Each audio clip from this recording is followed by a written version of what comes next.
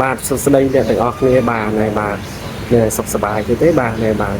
ហ្នឹងហើយមករយៈនេះមួយពេកអត់បានចេញវីដេអូអញ្ចឹងថ្ងៃនេះខ្ញុំសូមចេញវីដេអូមួយទៀតបាទតាក់ទងនឹងសេវាកម្ម Facebook បងប្អូនហើយបាទនេះបងខ្ញុំចេញវីដេអូប្រហែលមួយចំនួនកន្លងមកហ្នឹងគឺថាឃើញថាមានការបញ្ចេញមតិយោបល់ហ្នឹងឬក៏ comment ហ្នឹងក៏មាន feedback មតិត្រឡប់ហ្នឹងក៏មានបាទបងប្អូនមានអ្នកខ្លះទៅ comment ថាសម្លេងនេះស្រាលពេក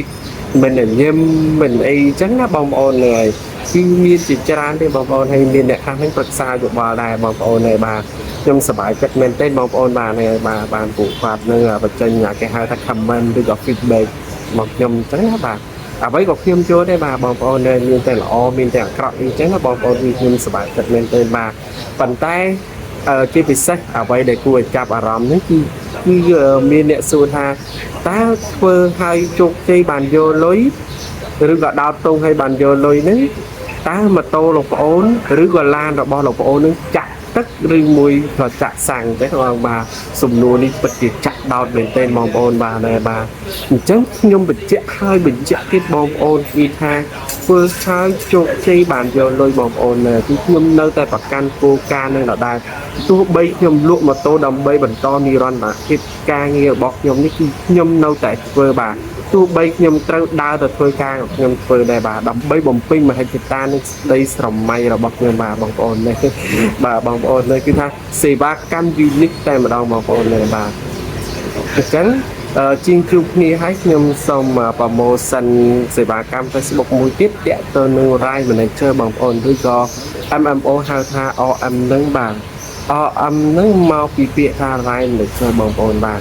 ហេតុអីបានយើងត្រូវដាក់ Rise Manager នៅលើ Facebook profile ឬមួយក៏ page របស់យើងបងប្អូនគឺថា RM នេះគឺថាពិសេសមែនទែនបងប្អូនគឺថាឲ្យតែយើងមាន RM ឬក៏មាន Rise Manager ហ្នឹងគឺថាដូចយើងមានពេជ្រមួយគ្រាប់នៅក្នុងដៃចឹងបងប្អូន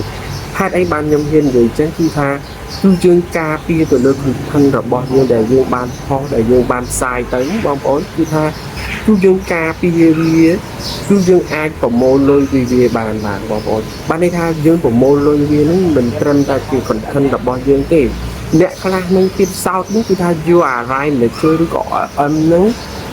បងប្អូនយកទៅ claim លុយពីគេបងប្អូនបាទនឹងបានន័យថាគឺដូចយើងមានពេជ្រមួយគ្រាប់នៅក្នុងដៃចឹងបងប្អូនគឺយើងអាច claim យកលុយពីគេគឺរក្សាការពារ content របស់យើងហ្នឹងបងប្អូនបាទអញ្ចឹងតើតើនឹង RM ឬក៏ Rise Manager នេះខ្ញុំមានសេវាកម្មដំឡើងវាបាទអញ្ចឹងបងប្អូនចង់ដំឡើងវាក៏បានបងប្អូនចង់ទិញក៏បានបងប្អូនបាទបើទិញវាក្នុងតម្លៃ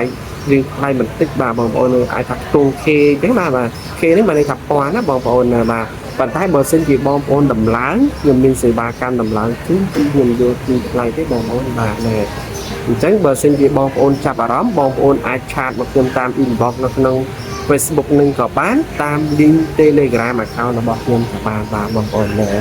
បាទអញ្ចឹងវីដេអូនេះមានតែប៉ុណ្្នឹងទេខ្ញុំសូមអរគុណច្រើនសូមជម្រាបលាបាទ